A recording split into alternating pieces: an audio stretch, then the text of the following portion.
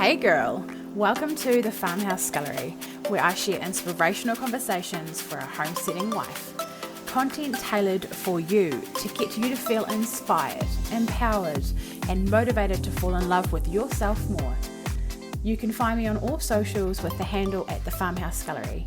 Please keep on listening for today's rant. The topic today is how to change how you feel. I'm wondering, have you ever wished you could change how you're feeling about something? About someone, about a situation, about, your mum when she said you should do this with a child, or about your husband when he's just being a dick. Yep, I just said that. Or about a situation didn't go how you wanted it to be, just if you ever want to change how you feel, because that feeling is horrible when you feel like crap, and you have to live within your own body, so it's not nice to live like that. So I wonder if you ever want to change it, because I certainly have. I was in a situation yesterday that was incredibly stressful, and normally I would have just spent a lot of time freaking out. I would have been smoking like a train for a start, which I'm not smoking anymore, so that was an interesting, really good experience for me to deal with my first really stressful situation without smoking. And I did it because I was able to change how I feel. Do you know how I chose how to change how I feel? Yeah? Okay, so basically, I want to do a little bit of a story first. Well, that was a story. This is like an explanation. So, hot and cold, are they the same thing? Do you think they're the same thing? Because they actually are. They're different ends of a scale. So there's hot and there's cold, but they're the same thing. They're just at a different end of a scale, right? So what about happiness and sadness? Do you think that's the same thing? Because I think they are. They're the same emotion, just different ends of the scale. And what about anxiety and peace? Yes, they're the same thing, just different ends of the scale. Thank you for love hearts, oh my gosh. So we've established that temperatures, hot and cold, are on the same scale, just different ends. So is happiness, so is sadness on the same scale, different ends. So is, for instance, peace and anxiety. Same thing, different ends. To change the temperature from 0 degrees Celsius to positive 30 degrees Celsius, that takes a certain amount of energy, right? From 0 to positive 30. What about 0 to negative 30? Technically would take the same amount of energy, right? Like in the world.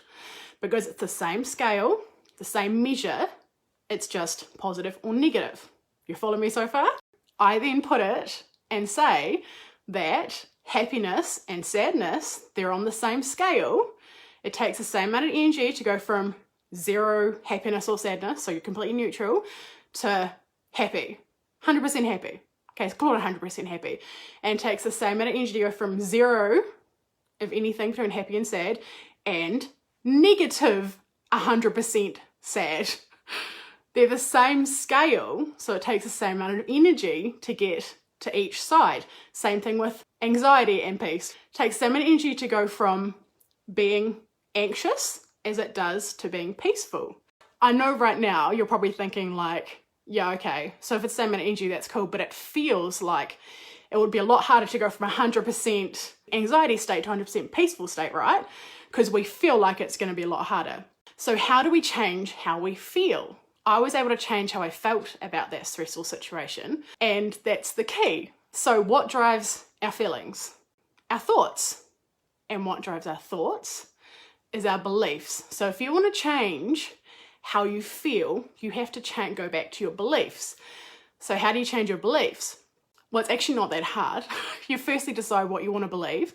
So for me, it's things like, I am peaceful. That's my natural, it's my default state is peace. And I choose to believe things like anxiety isn't for me. And I believe there's a whole lot of things I believe, but in this specific instance, I had to choose to believe that I'm not going to worry about this situation because, first of all, it ended up not actually being that bad at all today.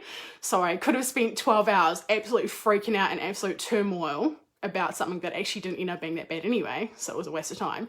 But worry generally is a waste of time because you don't actually get anything good out of it, right? It's horrible for us. And we don't get anything good out of it ever. I've never had anything good come from my life from worry, that's for sure. However, being peaceful in that moment allowed me to actually enjoy my life and have the best day I've had today. Was one of the best days I've had in my life. It was amazing. But yesterday, I was sitting there freaking out about my day today. But anyway, sidetrack. To change how you feel, you need to change what you believe. So if you start changing what you believe, the best time to tell yourself your new beliefs is when you first wake up and when you're just about to sleep. Because basically, like, you feel like you're sedated in those points, right?